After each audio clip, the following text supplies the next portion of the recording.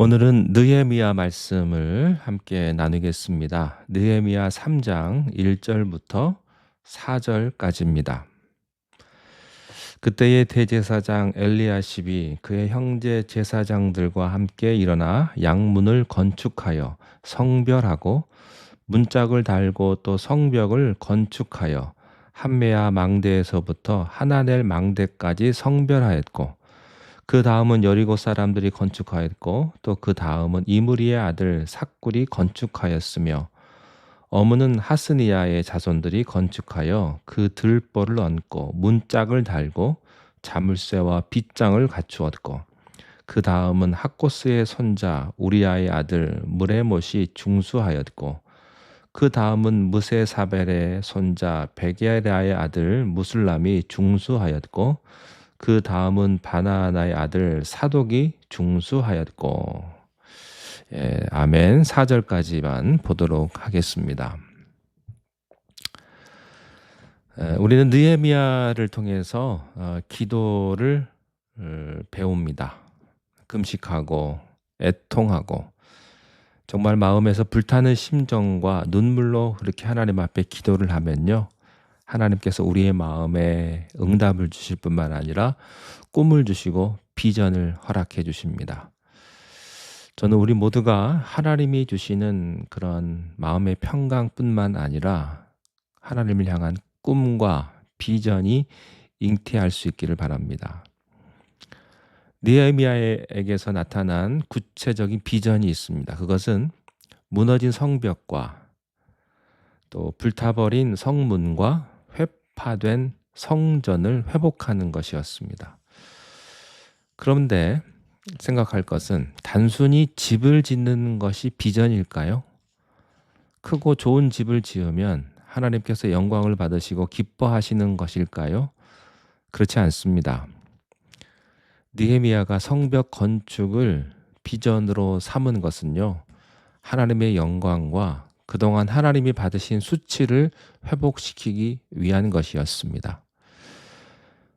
우리가 무엇을 하든지 내가 하는 일을 통해서 하나님이 수치를 당하시고 영광을 받지 못하신다면 아무리 명분이 좋아도 그것은 허무한 것입니다. 비록 작고 사소한 일이라도 내가 하고 있는 일을 통해서 하나님이 영광을 받으시고 하나님께서 당하신 수치를 다 물러가게 한다면 그것보다 소중한 것은 없습니다. 오늘 느헤미야 3장을 봤는데, 여기 3장에 보면 수많은 사람들의 이름이 등장을 합니다. 약 75명 이상이 나오는데요. 그렇다면 이 75명 이상 되는 사람들의 이름이 계속해서 나열되고 있는 이유는 무엇일까요? 이 사람들의 이름 속에는 중요한 메시지가 숨어 있습니다. 첫째는 하나님께서 한 사람 한 사람을 소중하게 여기신다는 것입니다. 느헤미야는 성벽을 건축하면서 혹은 어떤 전문가에게 맡기지 않았습니다. 성전을 중심으로 예루살렘에 있는 모든 사람, 즉 부요한 사람이나 가난한 사람이나 귀한 사람이나 천한 사람이나 높은 사람이나 보통 사람이나 여자나 남자나 어린아이나 어른이나 할 것 없이 모두 이 일에 참여하는 것을 중요시했습니다. 우리는요, 우리에게 주어진 인생을 그저 손님처럼 살면 안 됩니다. 어떤 집에 가잖아요. 그러면 거기 가서 손님으로 가면요, 책임도 없고 할 일도 없으니까 마음이 편하죠. 그러나 책임이 없는 대신 권리도 없습니다. 어떤 분들을 보면 자기 인생을 자기가 주인공처럼 살지 않고 손님처럼 평생을 사는 사람들이 있습니다. 이분들은 늙고 병들면 아주 외로워집니다. 삶의 의미가 없기 때문입니다. 여러분, 하나님의 나라의 주인공, 일꾼으로 사십시오. 여러분이 주인이십니다. 여러분의 인생의 하나님 나라의 주인이십니다. 흐르는 역사 속에서 이 시대의 주인으로 사십시오. 주인공으로 사십시오. 결코 손님이 되어서는 안 됩니다. 느헤미야의 탁월한 선택, 성벽 건축을 할 때 탁월한 선택이 있었는데요. 그것은 한 사람 한 사람을 다 활용했다는 것입니다. 교회도 마찬가지입니다. 한두 사람이 교회를 운영을 하면 큰일 납니다. 모든 교인들이 교회의 주인공처럼 생각을 하고 하나님을 믿으며 아무리 사소한 일이라도 열심히 하는 것이 중요합니다. 사람들의 이름 속에 또 숨겨진 두 번째 메시지는요. 성벽을 건축할 때 가문을 동참하게 했다는 겁니다. 혼자가 아니라 가문이 동참하기 때문에 그곳에 여자, 남자, 어린아이, 어른 모두 참여할 수 있었습니다. 마치 보리떡 5개와 물고기 2마리를 들인 어린아이처럼 하나님은 그것도 다 들어 쓰신다는 의미였습니다. 여러 사람들이 모여서 각자가 할 일을 하면서도 협동이 잘 이루어졌습니다. 교회에서도요. 다툼과 불화가 일어납니다. 모두 편안한 마음으로 서로를 배려하고 예배드리고 이렇게 함께 신앙생활하면 좋겠는데 사람이 한번 악해지면요. 교회 안에서도 하나님의 이름으로 다툼을 일으키고 또 불화가 퍼져나갑니다. 그러나 하나님의 나라는요. 서로 힘을 합하여 협력하는 데 있습니다. 사람이 다 똑같을 수 없죠.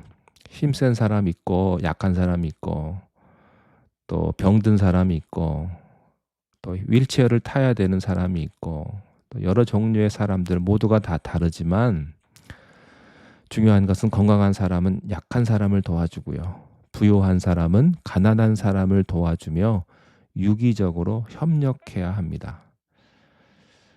자, 우리들의 능력은 어디서 나올까요? 자발성에서 나옵니다. 누가 시켜서 하면요.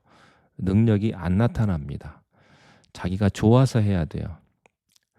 특별히 하나님의 일은요. 자발성이 중요합니다. 성전에 관여된 모든 사람이 빠짐없이 자발성으로 임하며 헌신할 때 능력이 발휘됩니다. 헌신한 사람과 헌신하지 않은 사람은요. 차이가 있어요. 헌신한 사람은요. 자기 몸과 마음을 다 바쳐서 일하고도 늘 미안한 마음이 있고 감사하는 마음이 있습니다. 그러나 자발적으로 하지 않은 사람은요. 하고 나서 서운합니다. 내가 이렇게 했는데 사람들이 알아주지 않으면 괜히 서운하고 그렇습니다. 이와 같이 자발성과 헌신과 협동은요. 느헤미야의 성벽 건축에서 발견되는 핵심입니다. 사람들이 굉장히 큰 성전 건축을 단시일 내에 해낼 수 있었던 것은 자발성과 헌신과 협동 때문이었습니다. 아무리 사람이 많아도요. 협동이 안 되면 그 성전은 모래성에 불과한 거죠. 오합지졸에 가깝습니다. 전도서 4장 9절에서 10절에 두 사람이 한 사람보다 나음은 그들이 수고함으로 좋은 상을 얻을 것임이라. 혹시 그들이 넘어지면 하나가 그 동물을 붙들어 일으키려니와 홀로 있어 넘어지고 붙들어 일으킬 자가 없는 자에게는 화가 있으리라. 또 두 사람이 함께 누우면 따뜻하거니와 한 사람이면 어찌 따뜻하랴. 한 사람이면 패하겠거니와 두 사람이면 맞설 수 있나니 세 겹줄은 쉽게 끊어지지 아니하느니라. 우리는 외톨이처럼 또 흩어지는 모래알처럼 살아서는 안 됩니다. 누구나 팀워크를 이루어서 협력하며 함께 주님의 일을 감당할 때 하나님께서 영광을 받으시는 줄로 믿습니다. 기도하겠습니다. 하나님의 은혜를 감사합니다. 우리가 주님의 일을 감당하며 봉사하며 교회에서 여러 가지 일들을 감당할 때 합심해서 한 마음으로 협동할 수 있는 마음을 주시고 서로를 위해서 자기를 낮추고 도와주며 또 함께 기도하는 그런 공동체의 축복을 우리 모두에게 허락하여 주시옵소서. 예수님의 이름으로 기도하옵나이다. 아멘.